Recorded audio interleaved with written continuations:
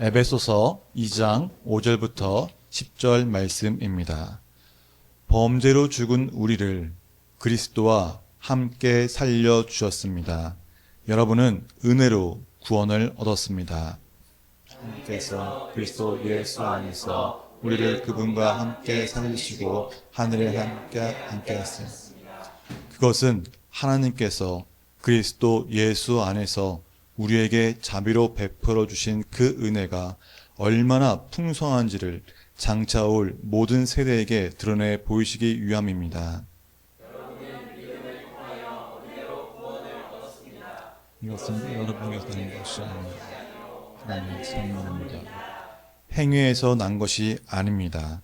그러므로 아무도 자랑할 수 없습니다.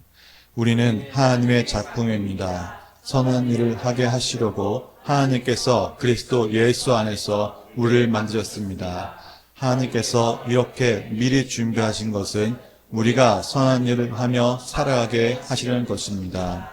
이는 하나님의 말씀입니다. 아멘. 7월은 우리가 하나님 회복의 뜻이라는 주제를 가지고 신유의 영에서 말씀을 전하고 있습니다. 첫째 주에는 우리가 예수님을 믿음으로 하나님의 영, 성령을 우리가 받아서 성령이 함께 하심으로 하나님을 아빠, 아버지라 부르는 자가 되었다고 전하였습니다. 그래서 우리가 종살이하던 그 우리가 하나님의 자녀로 신분이 바뀐 것입니다. 그래서 하나님이 우리의 아빠, 우리의 아버지가 되시기 때문에 하나님이 누구 편? 내 편이다 라는 걸 전하였습니다. 그 둘째 주에는 백 목사님이 뭘 버리고 했어요? 우리 안에 있는 부정의 것들, 욕심, 질투 이런 걸 다 버리고 뭘로 채우라고요? 예수 그리스도로 채우라고 전하였습니다. 그리고 오늘은 하나님의 작품이라는 제목으로 은혜의 말씀을 선포하겠습니다. 자, 오늘 말씀은 무엇보다 우리 존재의 이유에 대한 말씀입니다. 좀 더 유식하게 말하면은 우리의 정체성을 분명히 하고자 하는 그 말씀입니다. 자, 우리는 왜 존재할까요? 우리는 왜 이 땅 가운데 존재할까요? 나라는 이름으로 왜 존재할까요? 단지 그냥 태어났으니까 그냥 이렇게 살다가 죽으면 되는 것일까요? 태어난 목적이 무엇일까요? 우리가 태어나는 것을 선택할 수는 없습니다. 내가 누구 분명히 태어나겠다는 선택이 있을 수가 없겠죠. 하지만 우리는 내가 어떤 삶을 살아야 할지는 선택할 수 있습니다. 내 인생을 어떤 방향으로 갈지 선택할 수 있다는 것입니다. 그렇다면 나라는 존재가 어떤 목적의 삶을 갖고 또 어떤 삶을 살고 싶으십니까? 제가 이렇게 물어보면은 다들 생각이 나시는 게 있으시죠? 예. 자, 그런데 그 어느 누구도 나는 죽음의 삶을 살겠습니다. 이런 분 계신가요? 나는 불안한 삶을 살겠습니다라는 그런 사람은 단 한 명도 없습니다. 왜 그럴까요? 왜 죽음의 삶, 방탕한 삶, 불안한 삶을 살고 싶어 하지 않고 오히려 승리하는 삶, 풍족한 삶, 은혜의 삶을 살고 싶다고 대답할까요? 당연한 거죠. 왜 그럴까요? 어떤 삶인지 알기 때문입니다. 방탕한 삶은 우리가 뭐예요? 그만큼 돈이 많다는 거겠죠. 방탕하니까. 하지만 남는 게 없다는 거죠. 허무하다는 것이죠. 또 죽음의 삶은 어떻습니까? 아무리 노력하고 뭐한다 할지언정 내일을 알 수 없는 삶입니다. 우리는 어떤 삶이 좋은지 어떤 삶이 나쁜지 알고 있기 때문에 우리는 너무나 당연스럽게 내 삶은 평안히 기쁨이 넘치는 삶을 살겠다고 그 삶을 선택하고자 합니다. 그렇다면 정말 후회 없는 인생, 은혜가 풍성한 인생이 되기 위해서는 무엇을 선택해야 될까요? 네, 지금 떠오르는 그겁니다. 예수 그리스도입니다. 다 인정하시죠? 우린 답을 알고 있습니다. 내가 풍성한 삶을 살기 위해서, 기쁨이 넘치는 삶을 살기 위해서 선택해야 할 것은 오직 예수 그리스도라는 사실을 우리는 답을 알고 있어요. 다 알고 있습니다. 그런데 왜 예수님을 믿는다고 고백하는데도 불구하고 내 삶은 풍성한 삶을 누리지 못할까요? 왜 그럴까요? 아까 말했지만 우리는 답을 알고 있습니다. 기쁨이 넘치는 삶, 풍성한 삶, 은혜가 넘치는 삶을 선택하기 위해서는 예수님을 선택하는 것을 알고 있고 그것이 예수로서 보는 것을 알고 있습니다. 그런데도 불구하고 우리는 왜 풍성한 삶을 누리지 못하는 것일까요? 그 이유는 다른 게 아니에요. 우리의 존재의 이유에 대해서 잘 알지 못하기 때문입니다. 자, 바울은 예수님을 만나기 전의 삶을 허물과 죄로 죽은 상태라고 표현하고 있습니다. 자, 에베소서 2장 1절부터 3절 말씀 볼까요? 여러분도 저는 허물과 죄로 죽었던 사람입니다. 그때 여러분은 허물과 죄 가운데서 이 세상의 풍조를 따라 살고 공중의 권세를 잡은 통치자 곧 불순종의 자식들 가운데서 적용하는 영을 따라 살았습니다. 우리도 모두 전에는 그들 가운데서 육신의 정욕대로 살고 육신과 마음이 원하는 대로 행했으며 나머지 사람들과 마찬가지로 날 때부터 진노의 자식이었습니다. 라고 바울이 설명하고 있습니다. 허물과 죄로 죽었다는 것은 곧 세상이 말하는 성공적인 삶을 위해 육신의 정욕대로 살고 육신과 마음이 원하는 대로 살아가는 인생을 말합니다. 그래서 불순종의 자식들 가운데서 작용하는 그 영을 따라 살기 때문에 세상에서 세상을 따라 세상은 뭔가 누리는 것 같은 삶을 살지만은 결론적으로는 불완전한 불행한 삶을 살 수밖에 없다는 것을 보여주고 있습니다. 자, 이 말씀 보면 어떤 생각하십니까? 이런 생각할 수 있습니다. 나는 분명히 예수님을 믿고 예수님을 영접했는데 불구하고 여전히 내 마음 가운데 육신의 정욕대로 살 때가 많은데 그럼 나는 구원받지 못한 거 아닌가? 나는 분명히 예수님 믿었는데 지금 내가 이렇게 살고 있으니까 내가 죄 가운데 있으니까 하나님 나를 포기하신 거 아닐까? 라는 깊은 의심이 들 수 있습니다. 그러나 우리가 붙잡아야 할 진리가 있습니다. 우리 상황이 아무리 우리를 낙심케 하고 절망감이 밀려오는 것 같은 생각이 들지라도 주님은 우리를 붙잡아 주십니다. 하나님은 우리의 연약함을 아시면서도 우리를 절대 포기하지 않는다는 사실입니다. 그것이 바로 진리입니다. 내가 어떤 상황에 있을지라도 하나님은 나를 포기하지 않는다는 것, 그것을 아는 것이 바로 믿음입니다. 자, 다윗도 이렇게 고백합니다. 함께 봉독할까요? 내가 하늘을 올라가더라도 주님께서는 거기에 계시고 내가 저 동력 너머로 날아가거나 바다 끝 서쪽으로 가서 거기에 머물지라도 거기에서도 주님의 손이 나를 인도하여 주시고 주님의 오른손이 나를 힘있게 붙들어 주십니다. 아멘. 그렇습니다. 주님은 결코 놓지 않으십니다. 주님의 손이 우리를 인도하시고 힘있게 붙잡아 주십니다. 왜 이토록 우리를 붙잡아 주실까요? 단순히 우리가 살면서 넘어지지 않게 하기 위함일까요? 아닙니다.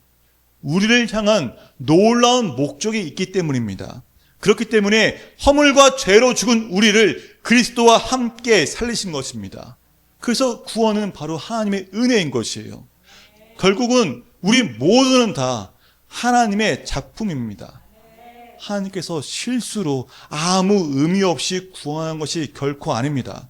우리 한 사람 한 사람을 비전과 목적을 담은 작품으로 예수 그리스도 안에서 살리신 것입니다.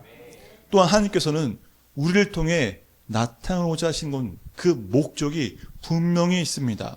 7절 말씀 보니까 그것은 하나님께서 그리스도 예수 안에서 우리에게 자비로 베풀어 주신 그 은혜가 얼마나 풍성한지를 장차 올 모든 세대에게 드러내 보이시기 위함입니다. 아멘. 우리 모두가 하나님의 작품으로서 우리가 받은 은혜가 얼마나 풍성한지를 장차 올 모든 세대에게 드러내시기 위해서 우리를 만드신 것입니다. 우리를 예수 안에서 살린 것입니다. 그래서 우리를 모든 세대에게서 드러내기 위해서 우리를 세상의 소금과 빛으로 우리를 부르셨습니다. 자, 마태복음 5장 13절 보니까 너희는 세상의 소금이다 라고 말씀하십니다. 또 무엇으로 그 짠맛을 되찾게 하겠느냐? 짠맛을 잃은 소금은 아무데도 쓸데가 없으므로 바깥에 내버려 사람들이 짓밟을 뿐이다 라고 말합니다. 예수님께서 우리를 너희는 소금이다 라고 말씀하세요. 소금이 짠맛을 내듯이 우리가 살고 있는 이 세상이 하나님 보시기에 좋게 만들기 위해 우리는 이 땅에 존재하는 것입니다. 맛을 낼 수 있고 그 차이를 만들어낼 수 있는 것이 바로 우리입니다. 음식 하신 분은 아시겠지만 소금이 들어가고 안 들어가고는 분명히 다릅니다. 다를 수밖에 없다는 거예요. 소금 하나로도 짠맛을 느낄 수 있는 것처럼 우리가 있는 그 자리에서 세상을 바꾸는 데 일조하는 소금의 역할을 감당해야 합니다. 자, 세상의 소금으로서 무엇을 해야 할까요? 아까도 말했지만은 세상에 소금이 없으면은 맛이 없습니다. 음식의 맛을 더하기 위해서 소금이 필요하듯이 예수 그리스도의 생명을 전하는 자가 되어야 되는 거예요. 예수님을 전하는 것은 삶의 생기를 불어넣는 것입니다. 하지만 본문에서 말하듯이 짠맛을 잃어버린 소금은 어때요? 쓸모가 없음으로 버려질 뿐입니다. 짓밟힐 뿐입니다. 생명을 전하지 않으면 바깥에 내버려져 짓밟힐 뿐이라는 것입니다. 또한 소금은 무슨 역할이 있습니까? 부패를 막는 역할을 합니다. 소금이 음식의 부패를 막기 위해 선된 것처럼 교회 구성원으로서 각자의 자리에서 선한 영향을 통해서 세상에 그 부패를 막는 자가 되어야 합니다. 하나님의 작품서의 삶, 예수님을 믿는 사람으로서의 삶을 보여주면 살아간다는 것이에요. 제가 이제 지난주 금요일 날 라크를 끝나고 이제 성도들 같이 대화를 하는데 이런 얘기가 나왔습니다. 내려놓음에 대해서 얘기가 나왔어요. 내려놓음. 처음에 그걸 들으면서 나는 아니니, 나는 아니지 생각했습니다. 근데 시간이 지나면 지날수록 제게 다가오는 거예요. 성훈아, 지금 널 위해서 이 말을 하는 거란다. 너 내려놓아야 돼 라고 말씀하신 겁니다. 제가 그걸 느낄 수 있던 것은 어떻게 느낀 거예요? 갑자기 생긴 게 아니죠. 믿는 사람들을 통해서 그 사람들의 선한 영향을 통해서 제 안에 너를 내려놓으라고 말씀해 주신 것입니다. 바로 이것이 소금의 역할입니다. 밋밋한 삶에, 깨닫지 못하는 삶에 너 이렇게 해야 되라고 그 사람을 통해서 알려주는 거예요. 바로 이게 소금으로서의 역할입니다.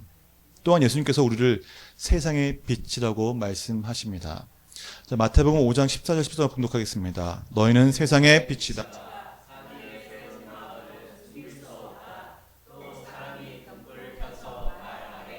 내놓지 아니하고 동경 위에다 놓아둔다. 그래야 등불이 집안에 있는 모든 사람에게 환히 비친다. 아멘. 우리가 세상의 빛이 될 수 있는 것은 성령님이 우리 안에 계시기 때문입니다. 예수님께서 세상의 빛으로 오셨던 것처럼 성령님께서 우리에게 빛이 되어 오셨기 때문에 우리는 세상의 빛으로서 역할을 감당할 수 있습니다. 빛은 아무리 감추려고 감출 수가 없습니다. 그 말은 우리가 예수님을 믿기로 결단했을 때 숨을 수도 없고 내 결정에 부끄러울 필요도 없다는 것이에요. 왜냐하면 하나님이 우리 삶 가운데 행한 기적들을 다른 사람들로 하여금 보게 하시기 때문입니다. 내가 변화되면은 내가 아는 게 아니라 주변 사람들이 알 수밖에 없습니다.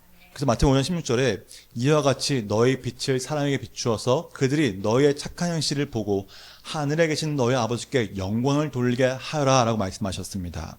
주님 말씀하신 것처럼 너의 빛을 사람에게 비추어서 그들이 너희의 착한 행실을 보고 라고 말씀하셨습니다. 우리는 많은 사람들을 구원하기 위해 택한 존재입니다. 택함을 받은 존재입니다. 예수님이 내 삶 가운데 행하신 일을 다른 사람에게 전하는 것을 두려워할 필요가 없습니다. 예수님을 믿어 복음을 전하는 것이 하나님 보시기에 착한 행실이고 선입니다. 그래서 착한 행실은 곧 복음을 전하는 것이고 이것이 곧 선한 일입니다. 죄로 인해 죽을 수밖에 없는 그 영혼에게 생명을 전하여서 영생 얻도록 하는 것만큼 선한 일이 어디 있겠습니까? 죽은 자를 살리는 것이 바로 복음을 전하는 것입니다. 그런데 복음을 전하기 위해서 꼭 직접적으로 예수님 믿으세요라고 말할 필요는 없다는 것이에요. 왜냐하면 직장에서 정직함을 통해서 또 이웃을 향한 친절함을 통해서도 또 사회적 약자를 돕는 그 손길이나 불의에 침묵하지 않는 그 용기 등등을 통해서 그런 작은 행동 하나하나가 우리의 삶이 되어질 때 사람들은 우리를 통해 하늘을 보기 때문입니다. 그래서 그 행동을 할 때 사람들은 우리에게 묻죠. 너 왜 그렇게까지 사니? 너 왜 그렇게까지 행동하는 거야? 물어볼 때 그때가 바로 우리 삶의 이유신 예수님을 전할 수 있는 기회입니다. 우리의 삶을 통해서 하나님을 믿는 자의 삶이 다르다는 것을 보여줘야 되는 거예요. 제가 이번 휴가 때 정말 은혜가 가득했습니다. 제가 캠핑장을 처음 가봤어요. 이제 물론 어렸을 때 아버지와 함께 텐트를 치고 낚시를 한 적이 있는데 제가 나이가 들고 나서 정말 가족들을 데리고 제가 인솔자가 되어서 텐트를 치고 그 캠핑 여행은 처음이었습니다. 저는 이제 본 게 있으니까 어렴풋이 봤잖아요. 아버지가 하는 것을. 예, 그래서 캠핑장을 가서 텐트를 딱 쳤습니다. 원터치로 쳤어요. 편하게. 딱 쳐놓고 여기 핀이 있어요. 바람에 날리지 말라고. 그 핀을 땅에 박는데 땅에 안 들어가는 거예요. 가다가 막히더라고요. 그래서 왜 안 들어가? 돌인가? 근데 이게 계속 안 들어가는 거예요. 돌로 치었는데도 안 들어가는 거예요. 옛날에는 그냥 발로 쑥 밟으면 들어가는데 안 들어가는 거면서 제가 이제 어떡하지? 발음 물면 다 날아가나? 그래도 사람 안에 있으니까 괜찮겠지 하고 있는데 또 할아버지가 오셨어요. 관리인 아저씨예요. 할아버지께 반갑게 인사를 드렸죠. 안녕하세요. 잘 지내시죠? 저 텐트 처음 쳐봐요. 캠핑 처음 왔어요. 대화를 하니까 할아버지가 갑자기 갔다가 오시면 부른즉 던지시는 거예요. 이거 쓰시라고. 보니까 핀인 거예요. 두꺼운 핀. 그 망치도 주시더라고요. 이걸 치라고. 알려주시더라고요. 하나씩 다. 옛날 아버지가 했던 것처럼 알려주시는 거예요. 이제 그렇게 텐트를 쳤습니다. 이제 끝나고 이제 그 할아버지가 이거 다 가져가라고. 핀 다 가져가라고. 나중에 쓸 일 있으니까 다 갖고 가라고 주시는 거예요. 제가 보면서 그 아버지의 사랑을 느꼈던 것 같아요. 내가 아버지가 계셨다면은 아버지가 나한테 이렇게 말씀하셨겠구나. 이 텐트를 이렇게 치라고, 이렇게 하라고 잔소리도 하시고, 그냥 무심코 냈다 쓰듯이 던지셨겠구나 생각 드는 겁니다. 제가 이 말하는 이유는 다른 게 아니에요. 그 처음 시작은 뭐예요? 그 사랑을 보고 밝게 웃어주면서 다가갔기 때문입니다. 그곳에 저 말고도 옆에 어떤 아줌마도 한 명 계셨고요. 저 끝에 가족도 있었어요. 근데 그 은혜를 받은 것은 오직 저뿐이었습니다. 나갈 때도 할아버지가 오셔서 세심하게 살펴주시고, 전기가 필요하니 내가 선 갖다 줄까 알려주시고, 또 다음 날쯤 되니까 아이들과 함께 저 염소 닭이 있어 저거 보러 가라고 알려주시는 거예요. 그곳에서 그 은혜를 누릴 수 있던 것은 저희 가족뿐이었습니다. 그 시작은 어떻게 된다고요? 내가 그 사람에게 하나님의 사랑을 전하듯이 웃으면서 살아갔기 때문입니다. 다른 게 없어요. 그 관계가 지속되면 언젠가 예수님 믿으라고 복음을 전할 수 있다는 것입니다. 세상의 소음과 빛의 삶을 통해 하나님께 영광 돌리도록 하나님께서 우리를 예수 그리스도 안에서 걸작품으로 만드셨습니다. 이렇게 준비하신 것은 우리로 하여금 예수님을 증언하는 증인의 삶을 살도록 하시기 위함입니다. 사도행전 1장 8절 함께 큰 목소리로 봉독하겠습니다. 성령이 너에게 내리시면 온 유대와 사마리아에서 그리고 마침내 땅끝까지 이르러 내 증인이 될 것이다. 아멘. 우리가 성령을 받으면 능력을 받고 증인이 될 것이라고 말씀하십니다. 우리는 더 이상 죄와 허물로 죽은 존재가 아닙니다. 하나님께서 직접 손으로 빚으신 하나님의 작품입니다. 하나님의 작품의 목적은 분명합니다. 세상의 소금과 빛으로 살아가며 우리의 삶을 통해 예수 그리스도를 증언하는 것입니다. 이런 하나님의 비전이 부담스러우십니까? 여전히 두려우십니까? 그러나 두려울 필요가 없습니다. 왜요? 우리는 하나님의 작품이기 때문입니다. 작품을 만드신 하나님께서 어떻게 사용할지를 가장 잘 아십니다. 하나님께서 그래서 이 비전을 감당할 수 있도록 우리에게 성령을 주셨으며 능력을 주셨습니다. 우리가 하나님의 뜻에 순종하며 맛을 내고 빛을 비추려 할 때 성령께서는 우리에게 더 많은 능력을 부어주시고 함께 하십니다. 힘을 주십니다.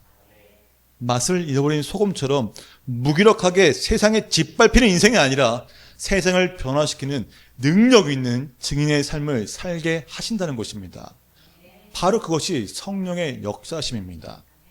하나님의 비전을 행하지 않으면 맛을 잃어버린 소금처럼 능력을 잃어버릴 수밖에 없습니다. 예수님을 전하는 자에게, 예수님을 나타내는 자에게 더 많은 풍성함을 주시며 보여주십니다. 그렇기 때문에 우리가 승리의 삶, 풍요의 삶을 누리기 위해서는 세상의 풍조를 따라 사는 것이 아니라 주의 말씀에 순종하는 삶을 살아야 합니다. 주님의 비전을 위해 살아오고자 하는 그 모든 자들에게 하나님께서는 주님의 살아계심을 모든 세대들에게 나타내기 위해서 우리에게 더 많은 것을 부어주시며 우리를 통해 역사를 만들어 가십니다. 이처럼 예수님을 전하는 가장 좋은 방법은 바로 우리의 삶을 통해서입니다. 주변 사람들이 당신의 변화를 보고서 하나님이 당신 가운데 행하신 그 일들을 바라볼 때 그들은 구원의 소식을 듣고자 할 것입니다. 우리의 삶이 세상을 회복시키는 일이 되어야 합니다. 우리에게 가장 좋은 소식은 바로 하나님께서 당신을 부르셨다는 사실입니다. 당신의 과거와 조건에 관계없이 많은 이들이 예수님께로 돌아오게 하는 이 비전에 당신이 동참하도록 하나님께서 부르신다는 것입니다. 그 부르시는 말씀을 함께 보도록 하겠습니다. 그러므로 너희는 가서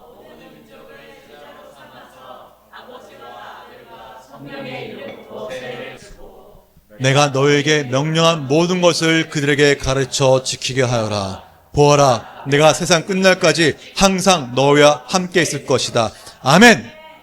하나님은 우리를 우연히 만드신 것이 아니에요. 우리는 모두 다 하나님의 걸작품입니다. 하나님의 작품입니다. 세상을 변화시키기 위한 하나님의 비전입니다. 이 비전에 응답하는 자에게 하나님께서는 그 보다는 하나님의 살아계심을 나타내기 위해서 우리를 사용하시고 우리에게 부어주신다는 것입니다. 하나님의 작품으로서 우리 삶의 그 모든 영역에서 하나님의 살아계심을 증거한 자가 되어야 합니다.